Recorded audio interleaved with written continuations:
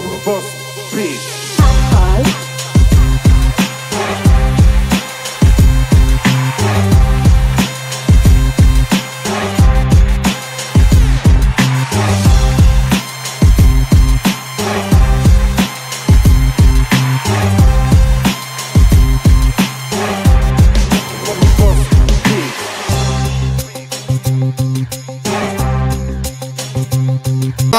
ah loolu de am na solo war nañ dem seetaan. jaar waay da ngay xaru waay.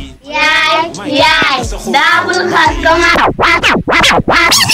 Yes, hello ladies and gentlemen. Il est 10h passé de 39 minutes. It's your boy Mac Pro. Bienvenue dans votre émission Double Hash. L'émission qui vous montre là où se trouve le hip-hop. Hip to the hop, hop to the move, move to the knowledge. Ça fait un bail nag ngeen namoo ñu mais ñu xam ne rek màggal gi moo ñu xawoon tënk. loo tax fan yi gisoo leen émission Double Hash am fii si Baobab FM 89.2. tey nag gars yi dam leen andil ndaanaan kenn koo xam ne hip-hop tey ràññee na ko. lu muy def tey doon na loo xam ne duñ ko naataableeti kenn parce que avec son talent ak engagement mu doon nit koo xam ne mu ngi représente hip hop di ko teg fu hip hop di tegoo muy kan Tawfekh bu def dëgg du ma def lu dul bàyyi ko mu nuyoog mbokku internet yi nga xam ne ñoom ñooy seetaan Baobab FM fii si émission Double Hash mais Tawfekh ziar nañ la. yeah salaam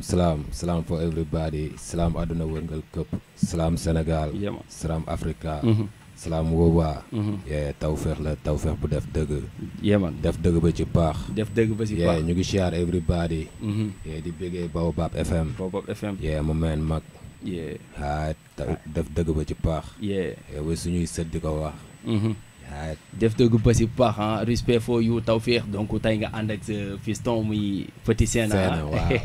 donc Sena dem lay nuyu nga wax lan ngeen nuyu ak waa Baobab FM. salaamaaleykum. Sena dafa mel ni instant bi waaw daa mel ni xam tàngagul waaye lu leer donc voilà ma gis yéen ñaar tout le temps yéen ngi am benn complicité étant père et fils donc muy benn entente boo xam ne yéen a ngi koy am tout le temps si yenn duo yi ngeen di def mu doon du nice te hip hop tamit di jox loolu respect donc Tawfekh boo ñu mënee wax rek tey kan mooy Tawfekh pour ñu gën a xuus gaaw si waxtaan bi. Tawfekh def dëgg benn jeune la bi nga xamante ni nii mu ngi débuté carrière am ci fond banlieue bi au niveau de Diacksao Diamaguène Diacksao commencé woon si def dëgg bi ak ay grand frère am xam nga ñu siy liggéey di ci liggéey ba benn instant crew bi mujj ci moom aussi Tawfekh si diggante bi tuxu na ñëw parcelle quoi mais teewul ba tey liñ doon metti fee moo ñuy metti fii muy grand parce que dañoo nekkoon ci benn koñ bi nga xamante ni insécurité bu tawee mbënd mi xam nga aussi bu ñu gars yi soxlaa pour utiliser ñun population bi dañuy ñëw wàcc si sur le terrain fekk ñu suñuy coin lu muy sori ñëw utiliser population boobu noonu ci ay façon bu nekk ñoom ñooy topp politiciens yi ñoom ñooy fal ñoom ñooy sonn ñoom ñooy yëg coono bi mais après ñu bàyyiwaat ñu nekkaat ci insécurité bi nekkaat ci mbënd mi ñu yeewoo foofu léegi yeewu loolu ñu dund moom moo ñu pikiir def dëgg bi ñu nekk ñu ne ñun au lieu ñuy téye maay di wax naka sudul noonu wala ñuy téye maay di def affaire de lii dañ téye maay représente li nga xamante ni daf ñu jege ñuy xëy di ko dund ñiñ jàkkaaroo di ko dund ñiñ dendal di ko dund moo tax ñu ne def dëgg ba ci pax aussi participer nañ si pas mal de choses participer nañ si album Rap Attack deuxième album bi Tiis ak Tës participer nañ si benn compilation bu tudd Mayewuñ Dara aussi participer nañ si ay concours am na concours bu tuddoon Siwal Underground participer nañ si actuellement ni participer nañ aussi si beneen projet bi nga xamante ni mu ngi tudd hip hop self défense aussi ñu ngi waajal suñu album album bi war a tudd téere xam nga waaye war a doon xam-xam loolu nga ñu war a andil donc ñu gis ni tey yaa ngi doxee si benn philosophe boo xam ne dafa porter engagement mais naka la demee tey si hip hop bi engagement boobu nga porter tey mu doon benn philosophie yaa ngi ne Tawfekh bu def dëgg voilà donc tey loolu lan nga ñu si mën a leeral parce que tey déjà buñ ne hip hop ne engagement normalement buñ ne hip hop ne engagement parce que boo taxawee nga ne yow yaay waxal ñi amul baat yow yaay jotali seen mébét kon yow forcément foofu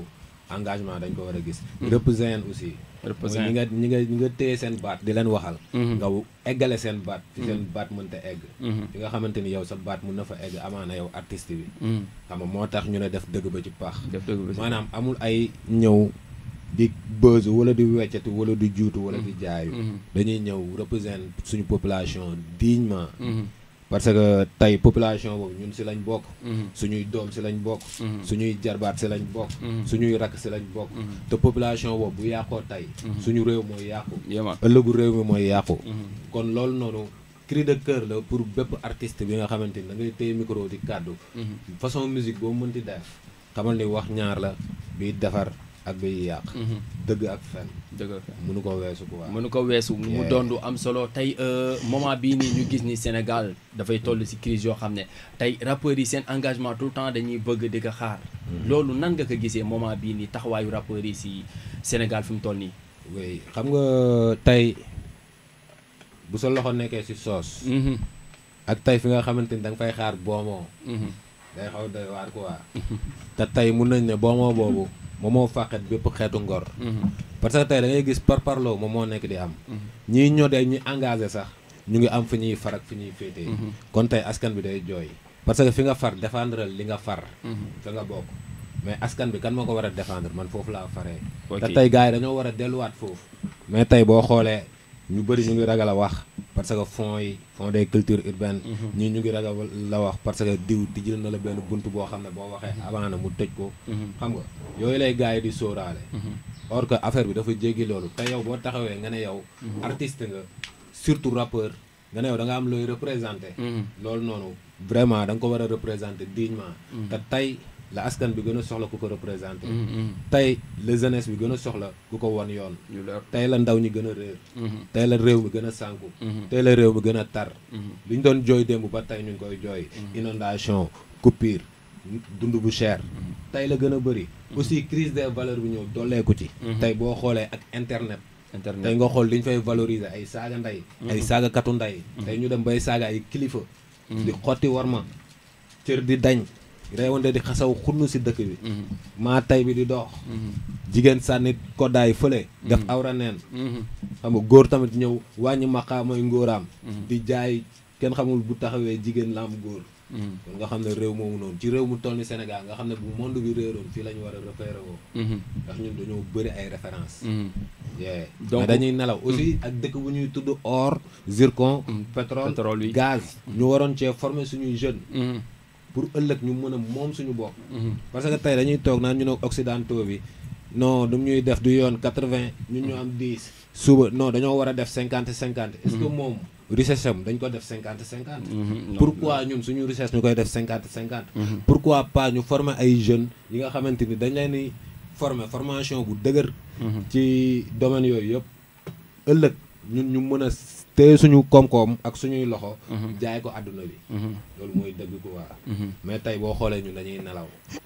waaw donc étant rappeur tey yow naka nga gisee moment bii nii tey rap bi moment bii ñu gis ne tey rappeurs yi waroon nañ am beneen taxawaay mi engagement bi nga xam ne moom la hip hop wax tey moom mooy vrai hip hop muy base bi tey rappeur dafa war a taxawee tout le temps si côté askanam dëgg la mais dañu gis ne sànq yaa ngi wax ba xaw a tudd turu fond donc fond yi ban impact la def si hip hop bi waaw fond yi impact bu mu ci def mooy def na quelques rappeurs ay millionnaires mais loolu yàqul dara si yàq na lu bari comme parce que ñu bëri tey seen ngor yooyu fond yooyu waddal na ko ñu bëri tey seen engagement bi ñu doon ñoddi fond yooyu waddal na ko mooy lu ma lay wax ba pare fond yi nekkul day ñëw def impact bu négatif impact bu positif si mouvement hip hop bi dans l'ensemble mais day ñëw jël benn nit def ko millionnaire léegi benn nit boobu noonu kooku day mujjee doon ki nga xamante ni day trahir askanam doon ki nga xamante ni day wor sax boppam parce que fond yi tey dafa dem ba affaire de njuuj njaaj la parce que am na benn année ñun suñ tur daf dëgg dañ ko dugal si biir fond yi ba pare jël suñu benn concept bu ñu doon doxee parce que jamono jooju mu ngi ñu fekk ñuy teg ay setal di def ay concert de sensibilisation di dugg si hôpitaux yi di bale di ko def ak suñu propre moyen laajuñu woon kenn dërëm mais ñu gis fonds yi ñëw ñu gis suñu tur ñun def dëgg après loolu dañoo topp ba sonn kan moo def loolu kenn xamul ku ko def gars yi dañuy jël sax ay tur fictif di ko def si liste yi pour mun a gagner fond ci loxo ma sàmba bii bukki bii njuur bii sàmba bii doomam yooyu lañ war a bàyyi fonds yi rotal na bépp ngor bu desoon si hip hop Galsen gars yi nañ gëm seen bopp yee xam ne hip hop represent la gars yi nañ gëm seen bopp xam ne fonds yooyu noonu li ñuy jooy naan réew mi dafa metti askan bi ñu ngi waaj a dee tey ñu gis ay poste de santé manqué ci yenn zones yi ba nit ñi di am ay doom ci ay sareetu mbaam ak ay sareetu fas tey ñu xool yenn zones yi am ay abri provisoire ba tey mënuñoo jàngee ci ay classe ay salle de classe mënu fay am ñun ñu ne ñu ñooy représenter population ñun ñu tourné di xaar ay 600 millions wala 1 milliard bi nga xamante ni mënoon na tabax ñaata école wala ñaata poste de santé ñu jox ko ay nit mu yem si nit ñooñu benn lobbying benn gang boo xamante ni ñoom ñooñu la rek ñoom ñoo siy noos ñoo siy bànneexu pour nga am dara si hip hop sax foog nga ñëw sukkal leen raamal leen xaw ma maral leen seen lan affaire yi bàyyi sérieuxul affaire yi naxante la ku koy joxe bu dee état la na xam ne ñu ngi koy jox seen poste la jëm jëriñul dara hip hop deful benn impact hip hop du leer aussi yokkul dara ci hip hop te pourtant mënoon na see def bu doon dañ koy def fi ñu ko war a def mënoon na def lu positif pour génération bi ñëw mën a gën a mën a yëg seen bopp pour li fi jot a nekk ñu xool naka lañ koy encadrer gën ko teg ci ay bases yu solide mais tey yooyu yëpp amul donc dañ koy jël séddoo ko ok donc yow tey lan nga gis ni moom moo mën a rétablir loolu problème boobu noonu côté fonds yi lan moo ko mën a rétablir ba tey ñu am si li nga xam ne moom la si hip hop bi war a def pas que tey ñu jël fonds bi ku nekk di def si poosam balaa dem gérer benn projet am après c'est tout man côté fonds boobu wax dëgg yàlla man par rapport ak man li may représenté pour man fonds yooyu réew mi am na ay priorité réew mi am na ay priorité yi nga xamante ni fonds yooyu 600 millions yooyu wala 1 milliard yooyu ñu jël ko def ko si ay salle de classe 1 milliard yooyu ñu jël ko def ko si ay poste de santé maanaam xool problème yi nga xamante ni moom la réew mi amee ñu taxaw ci parce que artistes yi ñu ngi génnee seen ay projet ñu ngi koy jaay ci plateforme yi xam nga ñu ngi taxaw si ay chaînes yoo xam ne dañ leen di fay du gratuit ñeneen ñu ngi yor ay studio yoo xam ne fonds yooyu moo koy financé mais ku fa dem boo bëggee prise da ngay fay ku fa dem boo bëggee job da ngay fay kon mu ni boobu ban njëriñ la am amul benn njëriñ nañ ko jël def ko si ay salle de classe ak def ko si poste de santé si dëkk yi nga xamante ni ba tey ci ay sareetu mbaam la ñuy amee doom te si réew mi lañ bokk ñi nga xamante ni ba tey amuñu ndox mu sell muñ naan te ñoom ñoo ñu gën a jege Lac de Guiers bi fop loolu du dëgg du yoon état aussi na bàyyi di politiquer liñ ko dénk parce que réew dafa diis réew du xam nga sa kër sax zéro ko yombut waxatuma la ak ñu dénk la réew del bàyyi xel ci yittee réew mi del bàyyi xel ci priorité yi nga xamante ni moom moo nekk ci réew mi mais ñëw ger ay rappeur non tekkiwul ni da ngay noppiloo gars yi parce que ger nga Massamba ak ma Demba mais des na ña sa des des na ña sa des de mënoo ger ñëpp mu ngi naa ñoo xam ne dañuy gorobu tëdd si suuf mu ngi naa donc ñu gis ni tey def dëgg bi dafa doon loo xam ne tey philosophiquement engagement lay doxee tey le début donc ba ngay formé def dëgg kuru la woon ou pas donc loolu bëggoon na ci xam kuru la kuru la woon bi nga xamante ni suñuy grand ñoom ñoo ko sos ok xam nga ñëwoon boole ñu si aussi tout le temps di ñu doon ñu gëmloo ni kuru bi mën na mujj si seen loxo xam nga tey yàlla dem na ba def loolu def dëgg kuru la ba tey état d'esprit la parce que def dëgg mooy def li war te menuisier bi bu ko defee ki ci rajo bi def ko kiy jaay def ko kiy dox def ko ku ci nekk def li war non réew mi day doon réew mi nga xamante ni réew mi war lay doon day doon réew mu neex dëkk day doon réew mi nga xam ne dina wuteeg réew yi seen ndaw di daw di jël ay gaal dina doon réew mi nga xamante ni dina wuteeg réew yi seen doom yi di daw di jël yoonu suuf tey dañoo war a def dëgg ci lépp président def dëgg ci askanam ministre yi def dëgg ci poste yu ñu leen jox assemblée nationale ñu fa bàyyi mooy ñi nga xamante ni mooy suñuy ndaw réew ñi ñu fa toogal ñu def dëgg ci assemblée bi ñun population bi ku ci nekk def dëgg ci booram ñu xool réew mi dox moo gis réew mi fu dëng kon état d'esprit la bi nga xamante ni ñëpp ko war a doxee pour ñu law quoi jëm ca kaw ca kanam mu ngi nice donc di la jox pour respect petit Sénat daa mel ni si tu es à l'aise léegi ça va j'espère di nga mën nga wax waaw kon donc dañuy def benn prestation bu ndaw rek bi nga defoon ni ak Petit Sena donc doom ji ah macha allah mu doon lu rafet loo xam ne man moom tout le temps damay am fu respect si yéen oui donc muy sama réew benn sound bi ngeen defoon donte génnagul mais tey dañ ko bëgg en live yéemaan DJ Brand the Shit boo mënee may xam nga loolu ñu ànd say ñoom yeah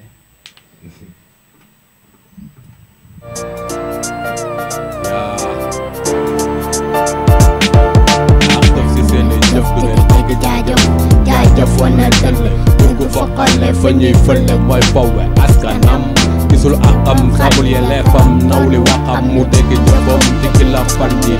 dégg lay saxam mi war nga saxam mi bu ngi ci ba gis ka xam mi jëriñoo leen xam-xam yi ngir defar dëkk bi moo gën xuloo yeeg wax ju sew ji topp kesew kesew gi askan wi dee réew mi guddee tawat tële faju njàng mu tëju koom-koom bu aju aajo yu too faju ñoo lay jox suñuy gët ngir nga saafara suñu mbébét boo xoolee bu jàmbur soppeeku seen doom toog si pot sàmbur teele suñuy meññeef raay suñu géej joxe suñuy suuf lu tubaab bi wax nga def suñu boppam moo ko ñu réew mi doxee du tay maa tay ñu réew mi doxee ku dee jëfee maa tay lu yàqu démb askan mi fay ko tay yaa ko tay yaa ko tay ñu réew mi doxee du tay maa tay ñu réew mi doxee ku dee jëfee maa tay lu yàqu démb askan mi fay ko tay yaa ko tay yaa ko tay tuddu xal muy wal ànd ak doore dañu neewal ñu fas xal di ko doxal xol ma làpp di ko dawal lu ko may mu soxal métti di doxal ñii di xaar doxatalaay naan sa réew mi lañ bokk du xaju xaaju tal gisoon ku la xetal du courant du ndox boo mënul bul forcé la man say kàddata yox opposition bu bëgg nguur di xupp di xattal sotte bakkan yu ñuy tuur wees bu gën ñuur ci askan bu nooy yuur roy daaxu ko tey dalu sa réew mu waroon dox te mënul jóg sa gargandalu fa mu jëm mu dëgg lu mu gëm wala xam-xam xëm saaga ndey la am teg bil bëgg a dem si nagu la jëm li ma gis muy raam si nag bi la jëm jongante ñàkk jom affiché wu si ay liste di ñoonte activiste ni réew mi doxee du tay maa tay ni réew mi doxee ku dee jëfee maa tay lu yàqu démb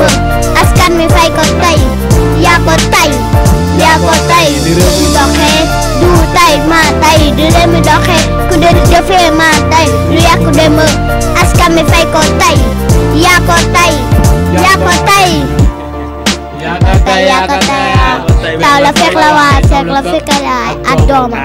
macha allah ndong rek gës yeewaat te yàlla tax boo du raax dañuy tabax Cortex Mac Pro Combat FM Maria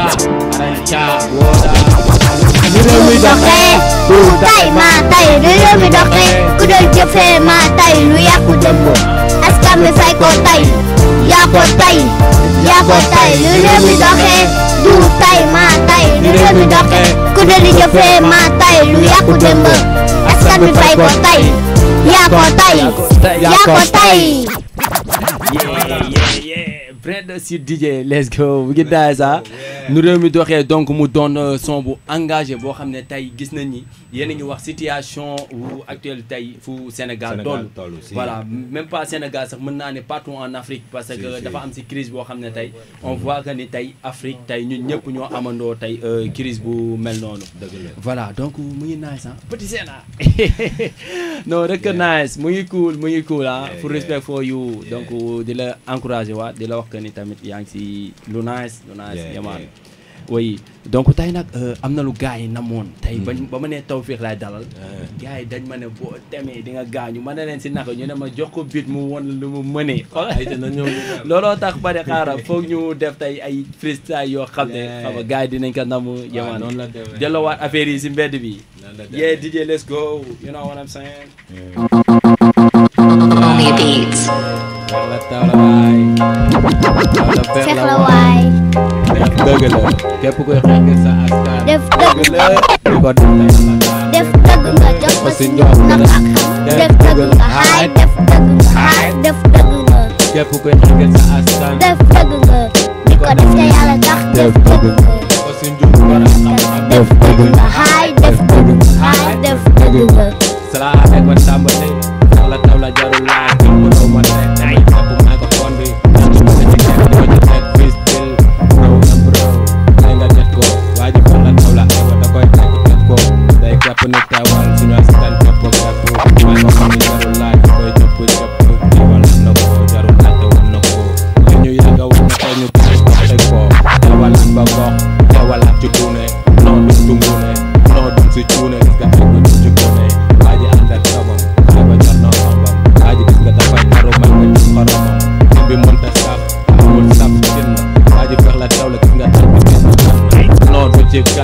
non bu sa gann bu sa ndox bopp réere lambaat ak sa kàng waa ji feex la taw daa ju dëgg def la kaa ñu kaaw taw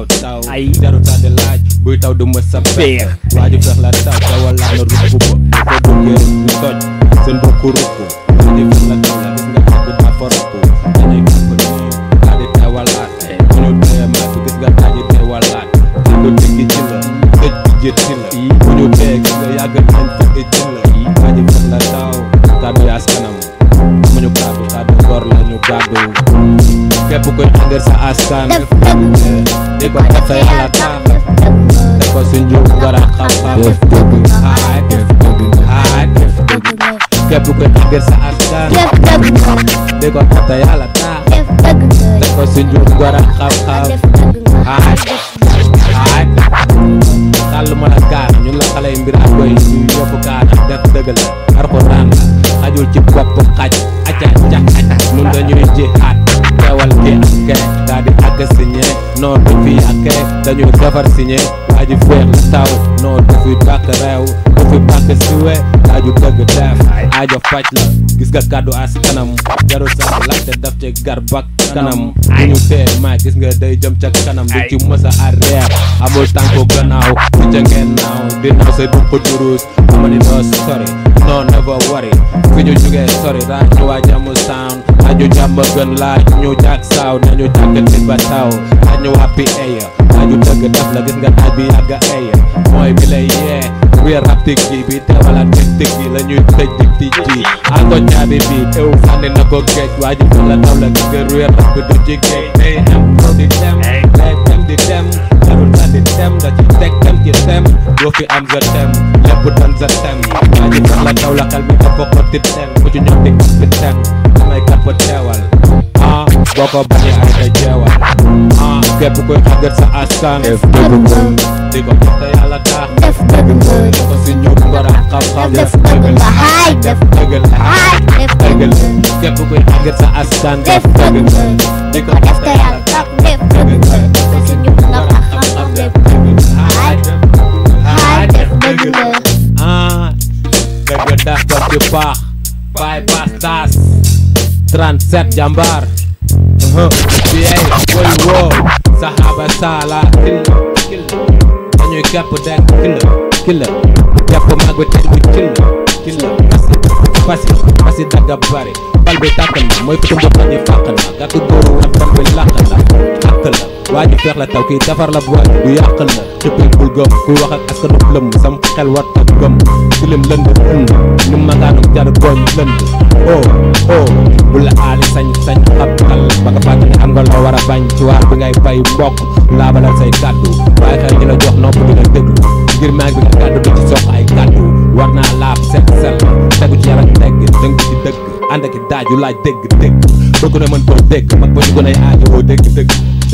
ak ay dëgg nëbër a kil waa ji feex taw day tekk di kil waaru raay day takk di tekkil nii ci microphone bi teg dil bépp MC du fi nekk di jéem a njaaloo ci raayam noonu la tëddee xam ne moos duñ ci maay dañuy kepp góob yox romb takk si maan gis nga rab bi takk si maan bi nekk si maan bi briller ak liy takk si maan feex la taw daf ci dox da ci takk man dañ ci takk ci Baobab FM yeah let's go Baobab FM fenn doo fi dégg fenn 89.2 yeah man mu ngi naan 89.2 vous pouvez nous rejoindre toujours sur le 33 868 60 26 fii si Baobab FM donc dans l'émission Double Hass tey gis ngeen Tawfekh gars yi li lañ ma waxoon mais saay moo ngi nice moo ngi nice man that's hip hop Petit Sena yeah baby I love you man I love you baby rap donc le futur woman ladies and gentlemen ba ci paax ba suñuy doom ak sët di ko wax mu doon loolu dañ koy confirmer mu doon lu nice donc lii moom tout le temps dañuy am full respect et que sawd up man muy nice mais yow tey nan nga gisee game bi lan moo si manqué moment bi ñu toll parce que gis nañ new generation bi ñoom fu ñuy demee philosophiquement donc ak si seeni produit tey wuute nag li nga xam ne yéen loolu mooy seen engagement donc loolu nan nga gis ne moo manqué. waaw game bi tey gëstu la manqué. nga jàpp ni booy gëstootuñu. tey game bi gëstu la manqué. te déjà booy joxuñu benn respect grand yi pour mën a gëstu lenn lañ. du yoon. te hip hop dafa am culture. xam nga culture boobu bu nax saayee rek day doy waar. mooy waral tey ngay gis façon hip hop boo xamante ni mënoo koo décrire hip hop. lu leer. xam nga doo xam noo koy tuddee. tey ngay gis façon rabine boo xamante ni doo xam noo koy tuddee. tey day dem sax ba leneen lay gën a saf que hip hop. loolu boo gisee ñàkk gëstu moom moo ko waral. dëgg la innovation dañ koy nangu. dëgg la jamono buy dox dañ koy nangu. mais jamono buy dox hip hop dafa war a dox ci positif. mais jamono warul dox hip hop di jóge ci positif. di dem ci négatif. loolu bu ñu dalee rek mooy ñun acteurs yi. daanu nañ. parce que ñun ñoo war a doon première nit yi nga xamante ni. ñu ñooy éveiller nit ñi. musiba buy ñëw ñu ñoo war a njëkk a taxaw ne gars yi. attention lee di raam di ñëw. ci ñag bi la jëm. te bu ñëwee musiba la. ñun acteurs yi. ñun ñi nga xamante ni ñun ñooy téye micro di kàddu. di wax kon tey dama naan gëstu la manqué. parce que tey engagement bi. bëreetul tey business bi la gars yi gën a fulaal. noo ko amee sa poche. te da ngay gis ay gumba. ñoo xamante ni thème yi aagugoo sa buntu kër sa buntu néeg sa biir kër sa mbedd mi fépp mais doo ko gis yow gumba nga doo gis thème. ba pare di xëccoo vie. te da ngay gis koo xam ne du la nuyu sax lien la lay njëkk a envoyé. tey ay gumba lañ yoo xam ne vie la ñuy xëccoo. loolu yëpp lu ko waral nag affaire de poche la. xam nga mooy tey amuñu temps wu gëstu. tey da ngay yàkkamtee dugg ko job benn sound. tëmbal lien xam nga commencé lekk weccet. foofu lañ gisee quoi. hip hop bi pour man gëstu la manqué. na gars yi delluwaat ci base yi. gëstu xam nga boo gisee grand bi nga xamante ne am na ay potentialité. nga jéem a dem côtoyer ko. xam nga mu pikiir la. booleeg li nga xam. day gën a yokk rek. d'accord mais tey gistalu bi teel a gis sa bopp yaakaar ne yaa raw kii. ok affaire du rawante. hip hop du rawante. hip hop mission la. mission la ci hip hopeur bi xam li hip hop. affaire mission la ci moom quoi. du ay rawante. ay non kii nekk na ci amu ci lii wërsëg sax dafay yamut. waaw nit nekk na maçon ay ati at.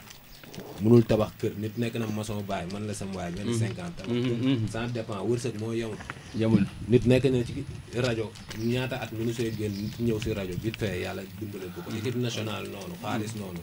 waaye yàlla moo bindee nu yamalewul yàllaa bind yamalewul kon gars yi nañ gën a dëggu gën a gëstu ci liñ nekk culture la tey waruñu bàyyi culture bi nax saay tey bu ñu demee ba hip hop bàyyi culture am di solu comme lobbying góor jigéen yi xam nga di dooleel li nga xamante ni moom la Satan bëgg hip hop boobu war nañ ko xoolaat tey hip hop bu demee ba nuroowut ak hip hop bu góor yi nuroowut ak bu góor kon hip hop war nañ ko xoolaat bu ñu demee tey booy dooleel ay carte xaalis hip hop bi nga xamante ni moo doon tere carte xaalis hip hop bi nga xamante ni moo doon tere ne la bul nekk ku négatif nekkal ko positif gëmal sa bopp dama nga dóor waar tey hip hop boobu mooy taxaw naan la sama code x bet mooy lii naan la demal g x bet gis nañ ko kon tey xeeree ba tas quoi lu leer yeman li biteel bi def saañ bi xeeñatu ko quoi noonu la demee donc ñu gis ne grand yi def nañ loo xam ne tey si hip hop bi voilà c'est très engagé tey ñu gis ni moment bii nii booy engagement boobu amatuñ si ñoom voilà donc duma fàtte ni nag l'émission Dabal Xass waa Seen Ndox moo ko gunge donc Seen Ndox dirigé par monsieur Badiane bi nga xam ne mu ngi golf donc affiche bi ngi xam naa képp ku si bëgg am ay leeru rek boo jëlee suñu page wala nga wootee si le 77 680 70 40 Seen Ndox ñoom dañ fi ñëw pour di jëlee fi coono ndox bi tey muy fayum facture bi tey ñoom tout le temps si côté forage électrique la ñuy doxee nga xam ne di nga mën a tey utiliser ndox sans que ngay fay tey si ay prix yu xéewale franchement donc mu ngi nii Seen Ndox la ñu ngi nekk golf képp ku si bëgg am ay leeru rek voilà da ngay wootee si le 77 680 70 40 wala nga wootee si le 70 747 13 29 donc Seen Ndox voilà ñëw xam nga facture ndox wàcc la na si gars yi jàpp Tawfekh loolu la wax am na solo dafa leer yeman dafa leer mu ngi nice mu ngi nice donc ñu gis ni nag moment bi yaa ngi si projet waaw maa ngi ci projet wu album album bu war a tudd téere lu am solo album bu war a tudd téere tey si lu ma jot a gëstu ma gis ne mu ngi composé si 14 titres waaw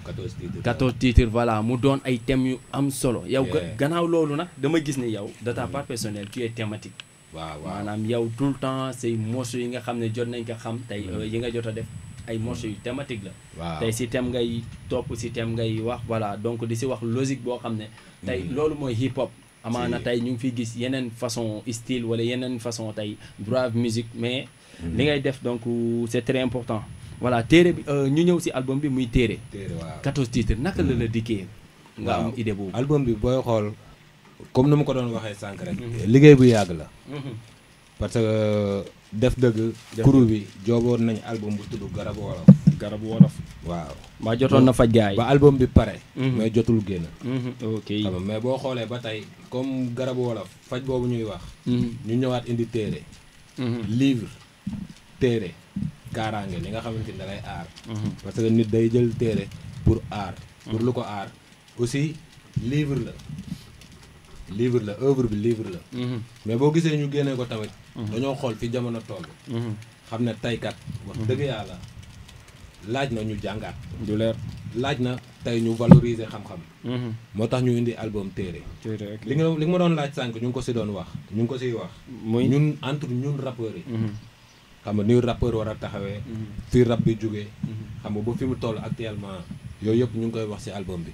mais tamit comme noonu lépp ay thème la lépp ay thème la parce que man dama thématique te aussi booy teewal sa société di société bi nekk ci yenn yi doo tal amaana ay xuloo xeex gàjjanteeg mantal lu am solo da ngay nekk ci population bi bañ génn ci difficulté yi ñu soog a tal yenn yi xam nga moo waral ñu jël album bi joxaat ko population bi ci turu téere bëgg xale yi mag ñi ñëpp ubbi ko jàng ci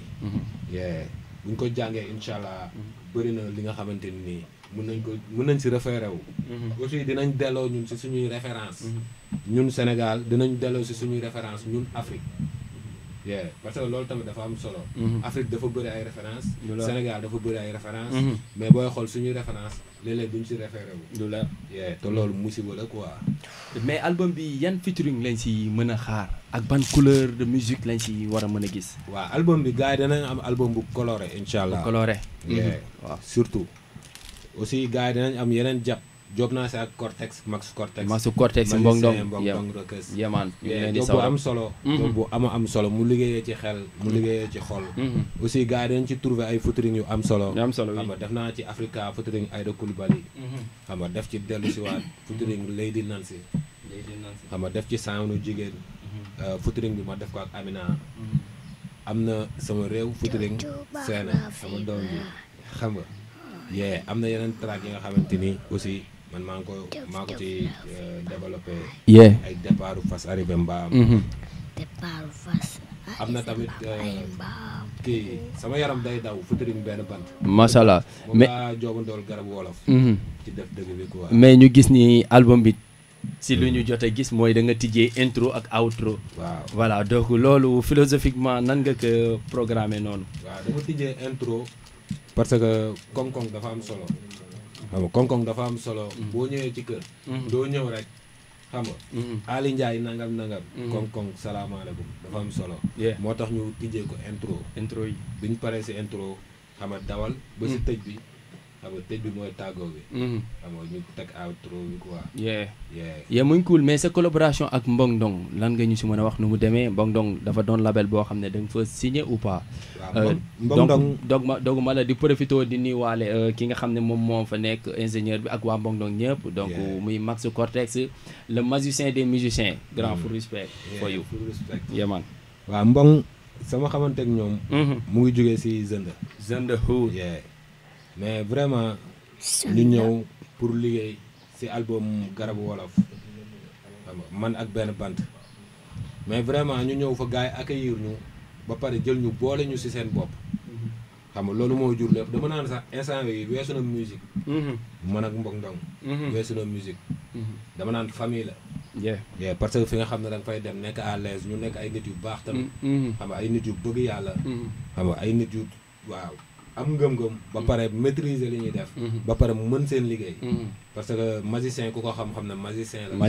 yu la leer li muy def da ko maîtriser aussi daf ma doon liggéeyloo léeg-léeg ma ñëw def loo xam ne filu ko daf may xamal ne lii filu ma ko mun nga def lu ëpp lii lu leer te man loolu dama ko gëm quoi man bëgguma ànd jaayante tàggoo jëwante man damay bëgg bu ñuy ànd rek muy dëggu xam nga nit ki lu mu gis bu gisee ni say performance mag yow ëpp na lii boo ñëwee jox ko lii na la xamal ne gaan say performance ëpp na lii xam nga loolu dina la liggéey loo quoi mu ngi cool te loolu gis naa ko ci ñoom vraiment xam nga mu doon famille doon ñi nga xamante ni dama sawar si liggéey ak ñoom aussi dañuy taaral sama liggéey parce que tey or ci mbalit amul sens du am tàkk bi du am brillance bi war mais or bu ko tëgg bi jàppee ba defar ko ba bàyyi ci ngay gën a xam valeur or lu leer que or bu nekk ci mbalit mun nañ ne moom loolu la def dafa gën a ñëw taaral bagage macha allah apporté ci leneen aussi mu doon album bi nga xamante ni incha allah bu génnee gars yi danañ xam mën a dugg fépp ci àdduna bi parce que liggéey nañ ko nu mu waree aussi musicalement techniquement tactiquement xam nga lépp dañ ko liggéey mayantewuñ dara liggéey la woon bu sérieux bu béton macha allah Cortex ko xam ne moom liggéeykat la lu leer Max Cortex borom Bongdong voilà ñu gis ni moom tout le temps si projet yi dañuy gis engagement bu ñu si taxawee du caaxaan ci liggéey conseils yi waaw c'est vrai du caaxaan si liggéey mais ñu ngi gis ni jeune nga àndal moo tax nga xam waa Bongdong donc si projet bi yéen ñaar am ngeen si featuring ou pas aussi tamit boo ñu mënee wax sa digganteeg jeune lan la da ngeen a nekk crew daf bokk si crew def dëgg bi wala tey amitié la bu yàgg parce que dam lay souvent ràññee yàgg Zenda tey si yenn bagage yu bari yenn business yu bari right waaw Zenda moom sama waay la quoi waaw sama waay la yàllaa ñu boole ñu xamante woon ci benn groupe WhatsApp groupe Bouchra waaye groupe Bouchra Adène fa la ñu xamante woon quoi xam nga yàlla def boobu ba tey mu ngi nice xam nga mu nekk nit ku baax mais joobuñu ci crew quoi xam nga moom sax du rappeur moom salaam la doon def discours astafurlah discours la doon def xam nga mu doon nit ku baax xam nga nice quoi jàpp ci affaire yi aussi parce que tey sama link ak Mbong moom moo ko waral xam nga tey ba mu jur lii ba dem ba toll fii macha allah donc dafa am loo wax si projet bi loo xam ne da nga ne gondi wuuma waaw tey loolu man fu mu koy déggee mooy lan mooy lu new génération bi di def moo la gondiwul wala tey lan moo la gondiwul li nga xam ne da nga ko wax si projet bi xam nga nit da ngay doyloo li la yàlla séddee tey ba ci yow mag tey boo génnee ay millions jàmbur bu la góondee rek nga sonn lu leer tey bësu jàmbur bi bu la góondee nga sonn te yow am nga sa yoonu bopp sa yoon boobu boo gëmee lu nekk mën na ñëw tey alal góondiwuñu ba war ñoo mën a def ay góor jigéen lu leer tey alal góondiwuñu ba war ñoo mën a def ay satan tey alal góondiwuñu ba war ñoo mën a def ay sàcc tey alal góondiwuñu ba war ñoo mën a def ñoo xamante ni dañuy juutu kon contexte bu ñu waxee góondiwuma bëri na surtout nag si rappeur yi parce que da ngay gis ñi nga xamante ni buzz da leen di jaral juutu def yëfu jigéen saaga xeex xaste ngir lan buzz loolu góondiwuñu si woowu ñun góondiwuñu ñun suñu ligne lañ nekk te dañ ci fier parce que tey man damay job sound jox ko maire mu déglu man damay job sound jël sama doom boole ji parce que fier naa xam naa ne li may def du lu négatif tey bu ma doon def lu négatif du ma bëgg sama doom def ko dañu waxante dëgg lu leer kon tey loolu gars yi di nekk non kii am na lii ñun loolu góondiwuñu man li ma góondi gëm-gëm la ki ma gën a gëm la maa ngi koy wax ci sound macha allah xam nga ki am alal ju bëri nag macha allah na si jaamu bañ ko jaamu loolu laay wax ok jaamu na si jaamu bañ ko jaamu na si jaamu yàlla bañ a jaamu alal bi ok mais projet bi moment bi nii génnagul fa la toll lan moo ko téye ba moment bi gisaguñ ko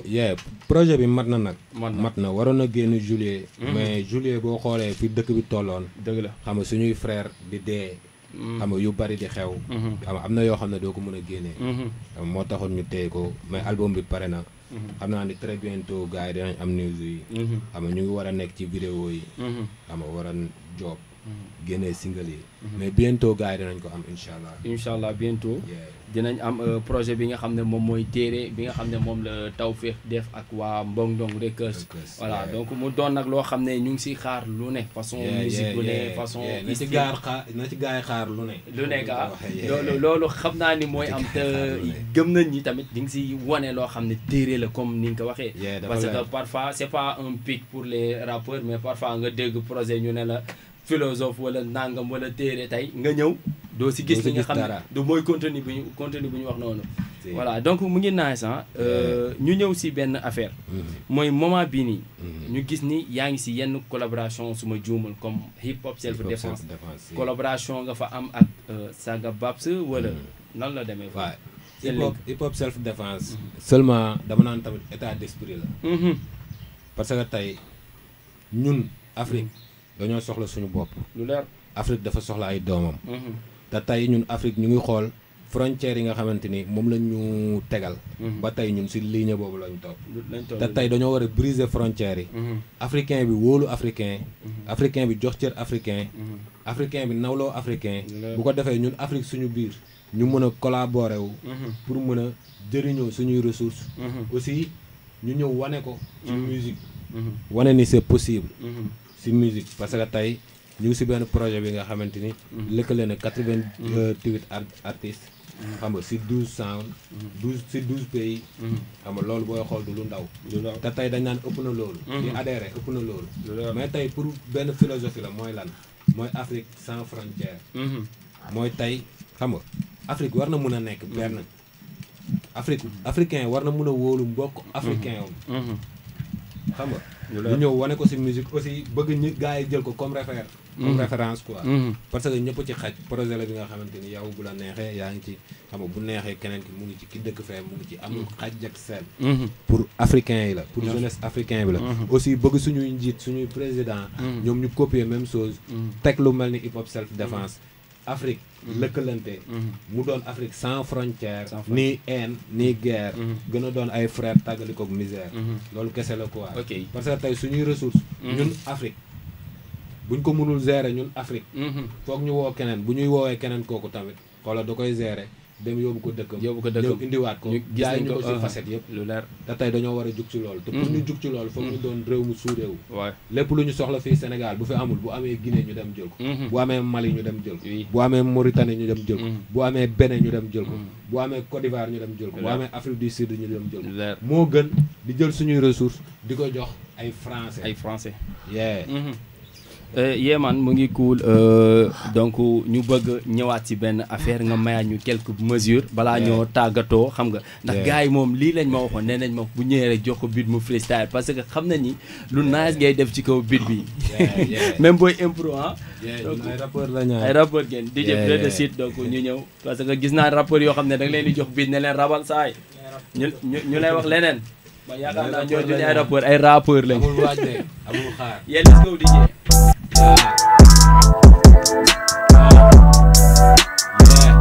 boobu trap la ma man ma dugg rap la ma waa ji feex la taw la jaral la gis nga ko farax la non ko farax la ma làmmiñ bi dafa weex non dafa weex saa suñu taroo maag dañuy bëgg lépp neex non du mës a jeex waa ji dafay xeex jokki na ko dal bit bi ñëw ñu ko waa ji feex du ci bëgg a wax sax yenn yi noonu la tëddee ñu dañoo attan sax suñu yenn yi ci bépp xeet bitam dañuy kepp teg ci itam waa ji feex la taw la dafa daf ne attan na ba rythme kepp na ko technique ñu yóbbu ci fitam bëgg noonu la tëddee gis nga man ci rhyme la ci tëm bëgg tam nga tam dëmm nag noonu la tëddee duma nag waa ji feex la taw day kepp mag bi nii di duma nag yàgg nañ di kepp microphone pour de la rap si jàllalu mbedd ñëw beneen bi ñëw beneen bi topp ci xëpp na ko dem waa ji feex la gis nga dafa gudd ne ko dem dugal ruq dem toj sa nduq ruq bi taaj bi dañ ci topp gis nga taaj bi fañ ko denc ni ñëwal dugg ni suñu ruq sa dara tuuru fa waa ji feex la taw gis nga taaj bi gën na duuf fa gis nga kaani lan la tuuf ci bët non bum la bet impro la ciy teg buy taw tuut sa bet day taw sax nawet ak noor day noddanti lu noor ajoy askan bee ma ñor waa ji feex la taw gis nga gabaat na ko yaaw gis du ko mën a bàyyi. Oh my god yaman donc dañu profité di waxaale ni dof free parce que mu doon benn son bi mu defoon yaman donc let's go bitu nit dof free ko yaaw free nit dof foog ñu live lu gën foog mu live lu gën fa mu nekk du lu gën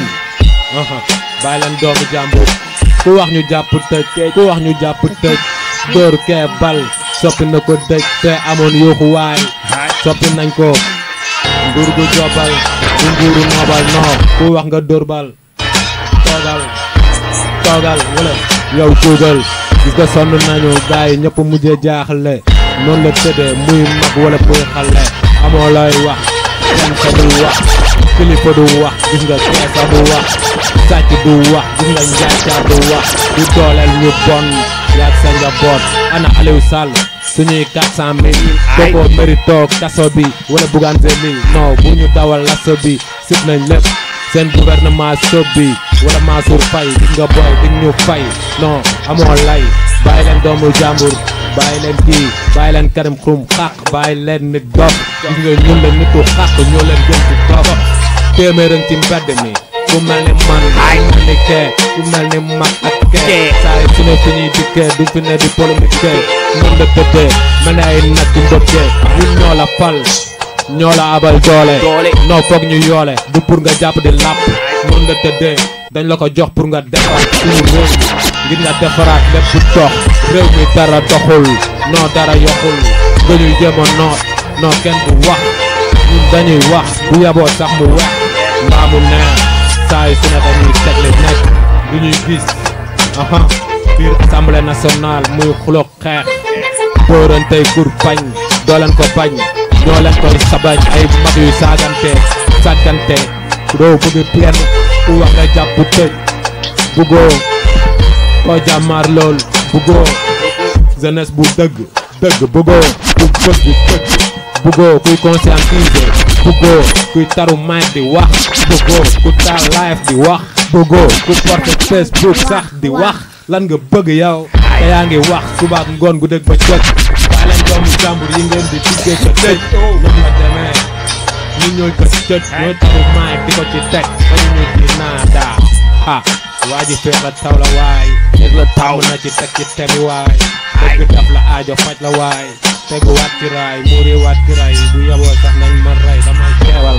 damay wax noonu la demee di nga booy ni mu la ndëmee ñu taru maay ko fan bi leeral ko daal di dëgg daf la aajo faj la kee ñu taru maag bi teewal ko ñu sax di laaj dañu gepp sax xalaate waa ji feex la taw la teg na ne kii comme xalaate non bu ko laajte heure na dal laajte jox na la takkal daa ju dëgg daf la aajo ñun ñoo koy takkal bu fi ne du xuy ka macc ñun ñoo koy macc la muy saf ci takkar bi ñoo koy tari saa yi su ne bakkan bu ko njëkk a porte tab bi ajar naa ya aaya waa ji gaañ na la waa ji feex la taw la gis nga lii de tiiru gaañ nga la bu ñu téye maay ko fan bi kuy teewal gaa yàlla bu ñu téye gis nga kuy yulli sa poste de kaa yàlla dañuy jàpp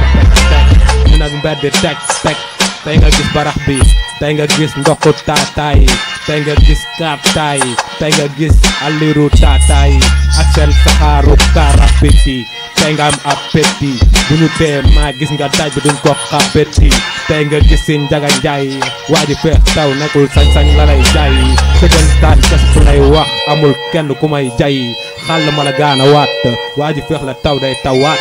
xama ne moos bu ne ko watta watt bu mësa sa bett bum la bett bu la bett rek saa su nekk dañuy wax lu nekk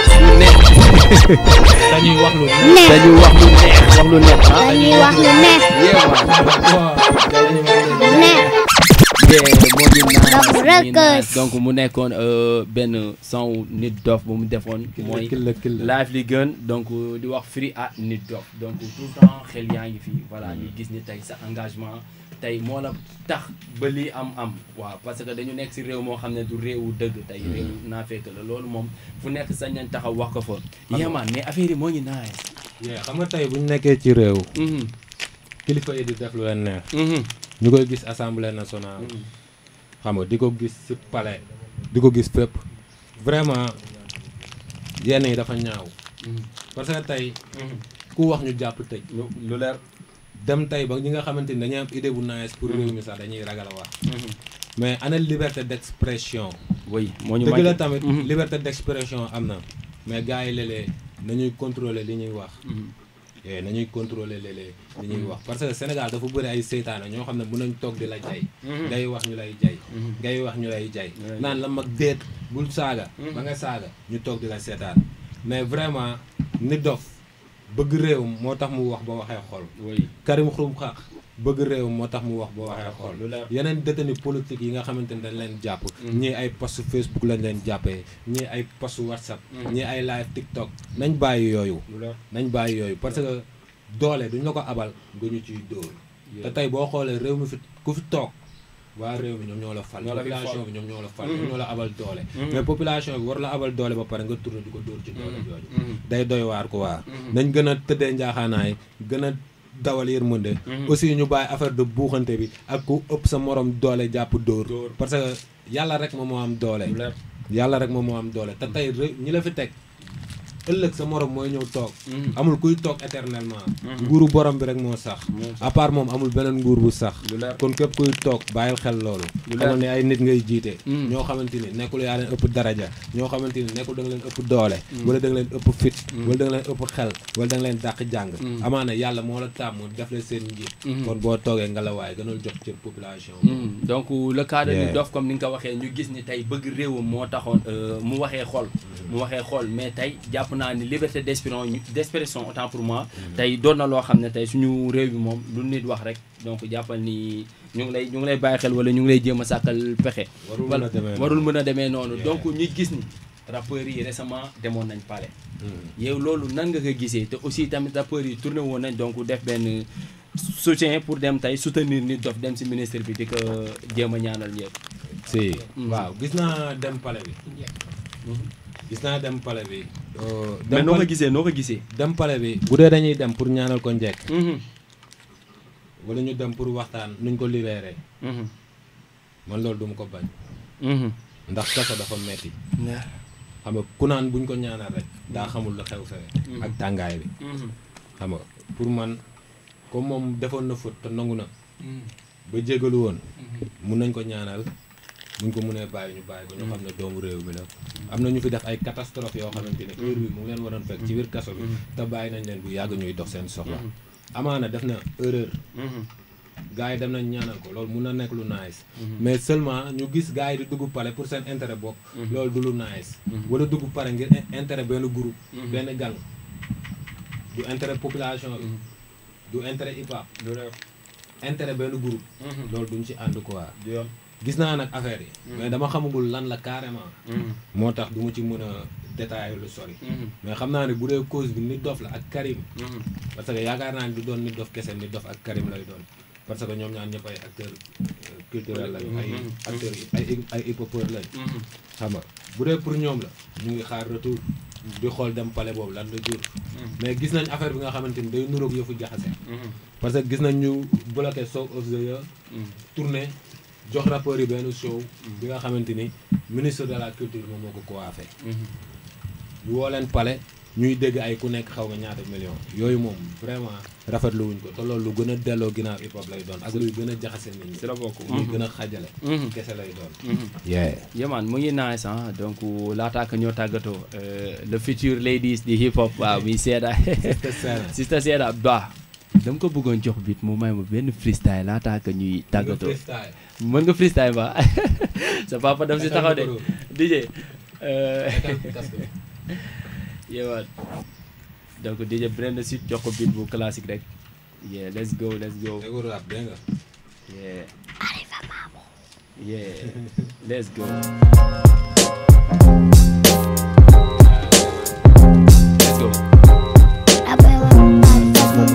Arrivé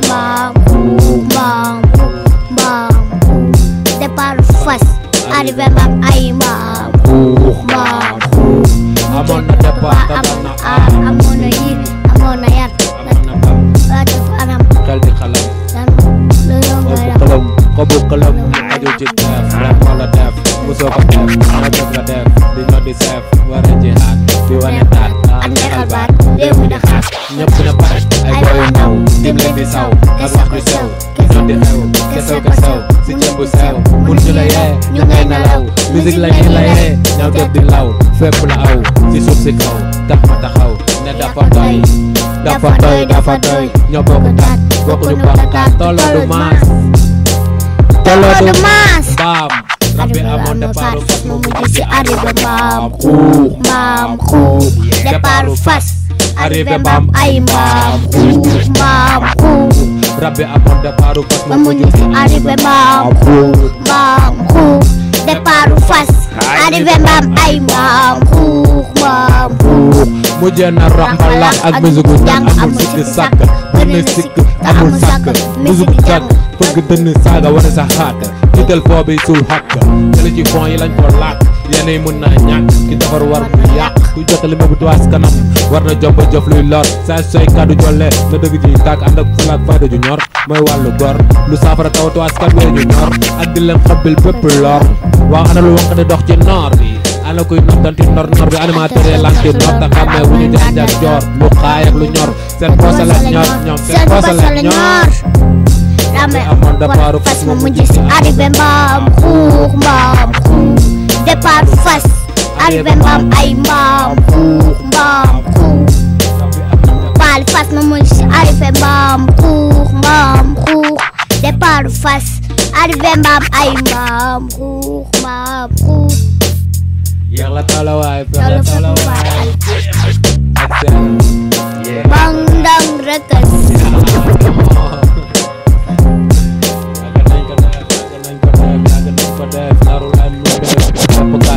jarul sa de laajte doo ko dégg aaju waa ji feex la taw la daaj na aajo yëpp bu faju jàpp teewal kii daal di teewal kay bu ñu tee maag bu ñu mës a bàyyi kon kenn ci lan dañuy kepp teewal ñëpp gis nga xaay ba tooy na xëpp tooy du rab bu xapp tey bu xaw raw bu ba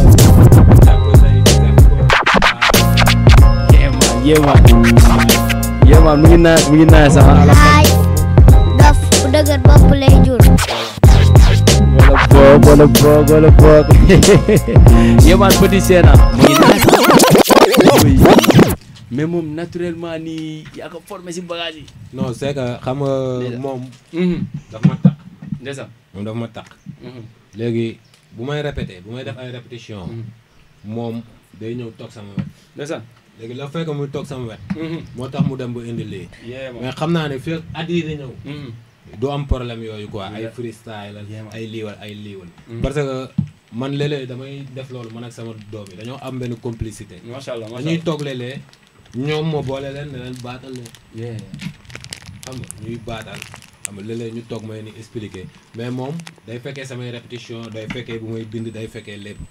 xam nga moom ma si xaw a gën a takk moo waral complicité bi te aussi sound bu ñu bokk sound boobu dem naa ba studio ba prise son bi ba son bi pare mais damay déglu refrain bi xam ne des na par rapport ak lu mu doon jox kër ga parce que dañ ko doon job man ak moom kër ga ma dem studio man kese prise toog déglu xam ne des na si laa ko yóbbu moom bu ko yóbbu studio mu def si refrain bi comme lu mu daan def kër ga affaire bi nice quoi macha allah donc mu doon lu nice seen son boobu dafa bokk ci projet bi waaw macha allah bokk na si projet bi incha allah war na bokk sax si single yi ak fi town bi tollu xam nga parce que tey la ñuy gis xam nga ay mag di ko def xam nga ñu koy gis si bërëb yi nga xamante ni fa la ñu waroon gën a nekkal askan bi xam nga fa la askan bi gën a soxlaa ñi nga xam ne tey ñoom ñooy yóotu pour diriger réew mi tey ñu leen di gis ñuy waxante ay wax yoo xam ne c'est du n'importe quoi ci ay kilifa yi nga xamante ni ñoom ñooy viser pour nekk président de la république xam nga ñuy gis ci ñoom impolitesse ci seen i parole ñu ko ciy sentir di sentir ci ñoom benn violence bu garaaw a garaaw ci seen i discours xam nga loolu day retourner waat ci sound bi parce que tey Sénégal foofu la toll xam nga noonu lay doxee xam nga xuloo xeex ba biir assemblée nationale xam nga ay paa di ko def ak seeni bolok xam nga ay maire ak seeni musóor xam nga yow da nga naan ban réew lañ nekk ak diine ju ñuy foowee kilifa diine ñu xëcc saaga xam nga tey kenn ñemeetul wax lu leer tey kilifa boo ne waxal mu ne la bu ma waxee booy saaga ma xam nga loolu dañ ko war a bàyyi xel parce que respect dafa baax réew mu amul respect du dem dañ naan réew mi yeewu nañ mais bu ñu yeewoo mooy bu ñuy gis discipline totale ci réew mi ci la ñuy xam ne réew mi kat population bi yeewu nañ bu ñu yeewoo mooy bu jour bi ñu yeewu di dox doo gis mbalit ci mbedd bi parce que mbalit bi nekk ci mbedd bi man maay naan sama ndox sànni mbuus bi wala man naan sama café sànni kaas bi kay ñëw jënd nangam sànni loolu kese la population bi la quoi xam nga ñun la réew mi moo toll foofu kon tey xam nga dafa baax ñu sensibiliser waat dafa baax tey ñu dénoncer waat dafa baax ñu conscientiser waat moo waral sound bi quoi. moo waral aussi mu choisir def ko ak moom. ok macha allah parce que xale tey mooy magu suba. xam nga xale mooy avenir u réew. xam mooy avenir u kër. xam nga mu ngoogu xale mooy avenir bi moo tax ñu souhaité xam nga def ko ak moom quoi. macha allah donc moo ngi cool ah voilà donc ñu ngi si cappaandaw émission bi voilà ñu ngi woon dans l' émission Double Hass émission bi leen woon daaw sa tur le hip hop donc fii si Baobab FM 89.2 émission bi ku ko bëgg a seetaanaat rek mën nga dem sur YouTube Bprod TV voilà ngeen suivre ko foofu noonu tamit ngeen abonné partagé mu doon na am solo donc lan mooy say kàddu yu mujj lan ngay tàggatoowee. waaw li may tàggatoo mooy maa ngi bëggee ñëpp.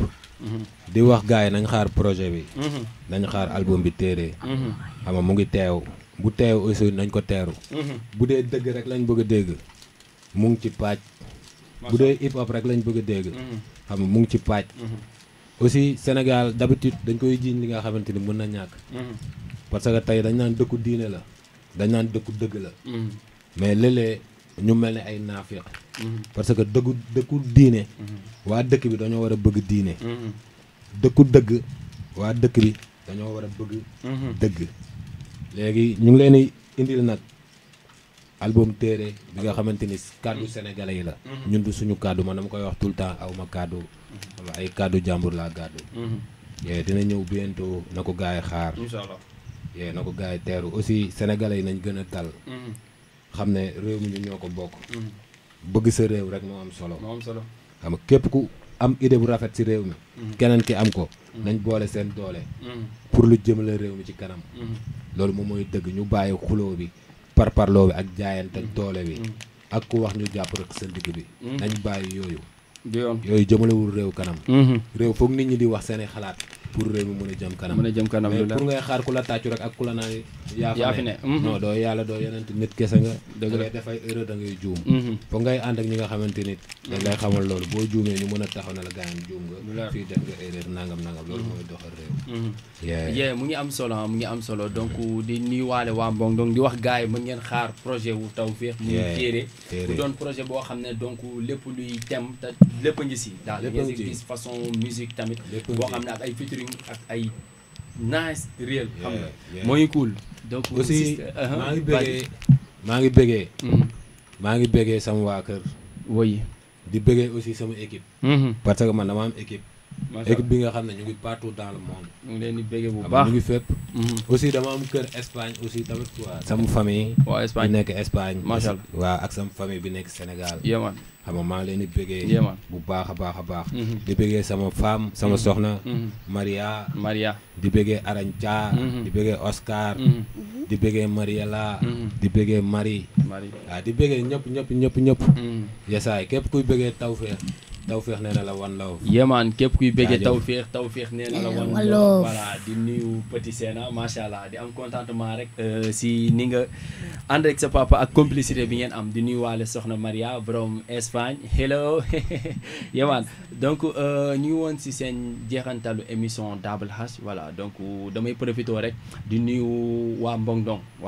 maa ngi leen di jox fu respect dem ba Pikine di nuyu waan Jëngumaan ak équipe muy waa Sangab TV di nuyu DATMC voilà moom borom kàddu Jolof voilà baatu askan wi damay ñëw nag si quelques annonces yi ma bëgg a jàllale rek. après boo ma ko mënee may. vas-y let's go. waaw parce que ñu ngi si nawet bi mu ngi taw. mais ñun suñu gox Jaksaaw dafa nekk benn gox boo xam ne. chaque année dañuy dund même problème bi. mooy taataa bi. tey boo demee armeeru Diamaguène. armeer yi dafa taa ba kenn mënu fa denc. ñu tegoon fa benn pompe bi nga xamante ni dañ ko fa teg mujj gi mu nekk benn meuble parce que pompe bi doxul évacué wul dara léegi dem ba biir armée yi sax ay garab yenn garab yi dem ba nekk ay garab yu mag xam nga loolu dafa doon problème bi nga xamante ni ça fait des années ñu ngi koy dund mais à chaque fois ñoom benn solution la ñu am mooy ndox mi ñu ñëw tegal ñu ay moto pompe ñun war nañ mën a dépasser loolu parce que soriwuñ géej tey war nañ mën a assainir town bi bu laajee toj ay kër comme buñ soxlaa tali nañ koy defee ñu def ko canaliser town bi soriwul géej bu ko defee ñu mën a tàggoog loolu ba faw loolu moo doon cri de cœur bu may lancé mu doon message bu am solo mën nañ leen jàppale waa Jaksaaw ak jàmm gën ñu gis ni ndox bi fépp la tamit fépp la mais autorités yi nekk foofu buñ si mënee jàpp rek di ndox yi dem bay dugg si armée li voilà kenn mënatul denc foofu kenn mënatul denc loolu doon na loo xam ne duñ ko rafetlu mais tamit ñi nga xam ne dañuy def ay bons gestes ak ñi nga xam ne ñoo autorités yu nekk foofu muy jàmm gën Diacksao fépp si Sénégal donc nañ jàppale seen gox yi voilà donc damay dem ba Guédiawaye rek di leen wax ni waa Franco Nasrullahi voilà di nuyu Oustaz Mohamed Ciss moom mu ngi yégle conférence am le 14 ak waa Nasrullahi yëpp fee sa Guédiawaye amoo 6 voilà ñoom ñu ngi def conférence bi di rendre hommage kenn ki nga xam ne suñu papa la suñu maam la muy imam Pape Thiam ñoom tamit di ko rendre hommage bu baax di ko ñaanal rek fa mu jëm gënal ko fu mu jóge ak waay dawli yëpp di leen ñaanal voilà donc dañuy ñëw dem ba Côte d'Ivoire di ñu kenn ki nga xam ne suñu réel joola muy Atepa moom tout le temps dañuy gis ni émission Double Hass daf koy bàyyi xel bu baax di la wax bro full respect one love di nuyu Big Thiat voilà grand négro négritude moom ñu ngi koy respect ñu ngi koy jox full respect grand négro borom Guédiawaye yemaan donc dem ba Tiwaawoon Ndiassane di nuyu sama waa famille yëpp ak sama waa koñ waa ñoom Demba Saw maa ngi koy nuyu ak soxnaam Fatma voilà di nuyu Fatou Ba ak seen famille yëpp ñoom Jili Xaadim ñëpp joojo maa ngi leen di nuyu ba si mère Ndiaye bàyyi ma kenn boo limee da ngay juum di dem nag ba Rewmi FM di nuyu kenn ki nga xam ne sama doomu baay la muy Sister Mari Fall kooku moom sama doomu baay la di la wax hello maa yow war nañ mën a def benn duo fii bu nice oui donc di leen yëgal lekk benn événement bi nga xam ne le 15 am ak Alida groupe am yëpp waa NGB voilà donc muy le 15 fees la Rose muy ginnaaw stade Iba Mar Diop le 15 bii nii la entrée 5000 la muy VIP simple di 3000 muy le 15 bii nii di leen wax respect one love Pau